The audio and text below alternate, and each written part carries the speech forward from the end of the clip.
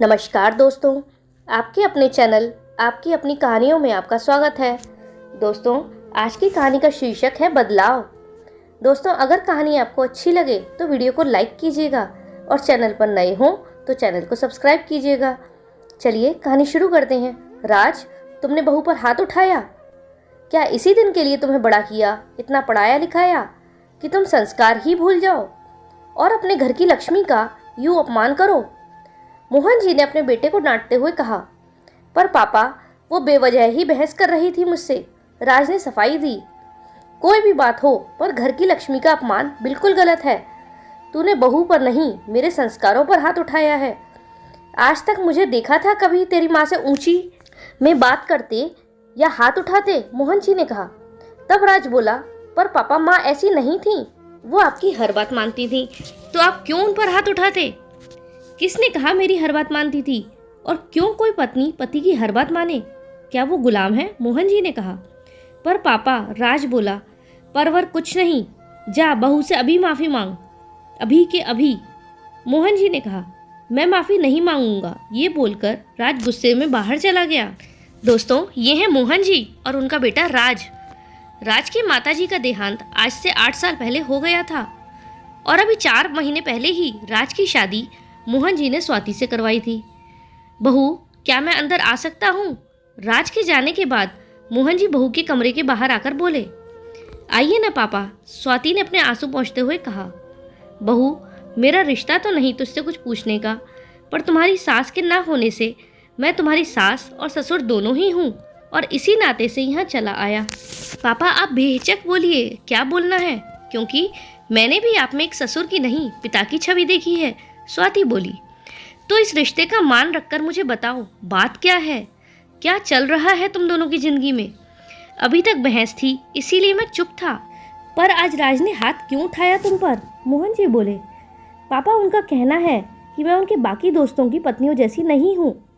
वे सब मॉडर्न हैं, तो उन्हें मुझे कहीं भी ले जाने में शर्म आती है। आज अपने एक दोस्त के यहाँ वो मुझे जीन्स पहनकर जाने के लिए बोल रहे थे। मैंने बोल दिया कि पापा घर में हैं, इसीलिए सूट ही पहन लेती हूँ। पर वो इसी बात पर गुस्सा हो गए और मुझे गवार बोलने लगे कि मुझे सलीका नहीं कहीं आने जाने का। जब मैंने विरोध किया तो ये बोलकर स्वाति सिसक पड़ी। बेटा, क्या तुम्हें इन कपड़ों में आपत्ति है? मोहन जी ने सवाल किया। पापा, बात आपत्ति की नहीं है। राज की आदत बन चुकी है अपनी मर्जी मुझ पर थोपने की। हमेशा जो मैं पहनती हूँ उसे बदलवाना ही होता है इन्हें। स्वाति बोली। देखो बेटा, कभी कभी एक दूसरे की पसंद का ख्याल रखना गलत नहीं है, पर जब एक जन हावी हो रिश्ते पर तो उसे बदलना चाहिए। तुम पढ़ी लिखी हो, पर तुम्हारे इतने पढ़े लिखे होने का क्या फ़ायदा? क्या फ़ायदा ऐसी शिक्षा का जो तुम अपने लिए खड़ी ना हो सको? मोहन जी बोले। मैं समझ गई पापा आपकी बात, आप सच में एक पिता ही हैं। स्वाति आदर के साथ बोली। तभी वहाँ राज आ गया तो मोहन जी उठकर चले गए। मुझे माफ़ कर दो स्वाति, आगे से ऐसा बिल्कुल नहीं होगा। कितनी भी बड़ी बात हो जाए, लेकिन मैं तुम पर हाथ नहीं उठाऊंगा, वह शर्मिंदा होते हुए बोला। पर स्वाति ने कोई जवाब नहीं दिया। काफ़ी देर मनाने के बाद स्वाति ने इस शर्त पर माफ़ किया कि अगर भविष्य में कभी ऐसा होता है तो वो उसे छोड़कर चली जाएगी। कुछ दिनों के बाद घर में पूजा थी। स्वाति, कल क्या पहनने वाली हो तुम? देखो, सब रिश्तेदारों के साथ मेरे दोस्त भी आएंगे, तो जरा ध्यान रखना। राज अपनी आदत से मजबूर होकर बोला। राज, पूजा है तो जाहिर सी बात है मैं साड़ी ही पहनूंगी, ये लाल रंग वाली। स्वाति ने कहा। नहीं, ये नहीं, तुम सिर्फ पिंक साड़ी पहनना। राज एक साड़ी निकालते हुए बोला। परवर कुछ नहीं, तुम यही पहनोगी, राज ने कहा। अगले दिन तैयार होते वक्त राज ने हरे रंग का कुर्ता पहना। तभी स्वाति वहां आकर बोली। ये क्या राज, मेरी बेइज्जती करवाओगे मेरे पीहर वालों के सामने आप? ये सुनहरा कुर्ता पहनो। क्यों, मेरे हरा कुर्ता पहनने से तुम्हारी क्या बेइज्जती हो जाएगी? मैं यही पहनूंगा, राज कुर्ता पहनते हुए बोला। तुम्हें समझ नहीं आती, बेवजह बहस कर रहे हो। बोला ना ये कुर्ता पहनो। अचानक स्वाति सख्त लहजे में बोली तो राज की कुछ कहने की हिम्मत ही नहीं हुई और चुपचाप सुनहरा कुर्ता पहन लिया। ऐसे ही कई मौक़ों पर स्वाति ने राज को खुद की पसंद के कपड़े पहनने को बोला।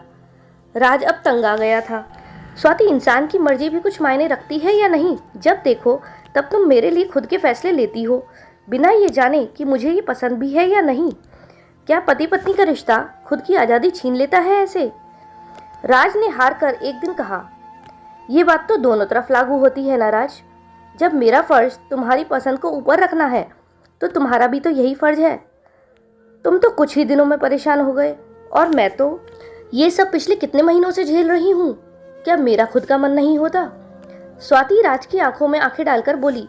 राज को झटका सा लगा। मुझे माफ कर दो स्वाति, मैं आज के बाद अपनी पसंद तुम पर नहीं थोपूंगा। तुम्हारा जो मन हो वो करना, राज शर्मिंदा होते हुए बोला।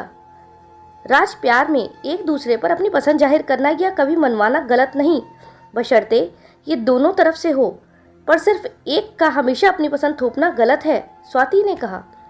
सही कहा तुमने, अब ऐसी गलती नहीं होगी।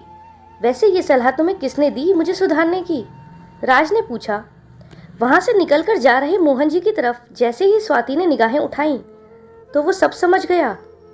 पर हाँ, उसके बाद उसने अपने आप को बदल लिया। उसमें आए बदलाव को देखकर स्वाति बहुत खुश थी और अपने पिता तुल्य ससुर जी की शुक्रगुजार भी। दोस्तों, कैसी लगी आपको कहानी? क्या स्वाति ने सही कदम उठाया या उसे ऐसा नहीं करना चाहिए था?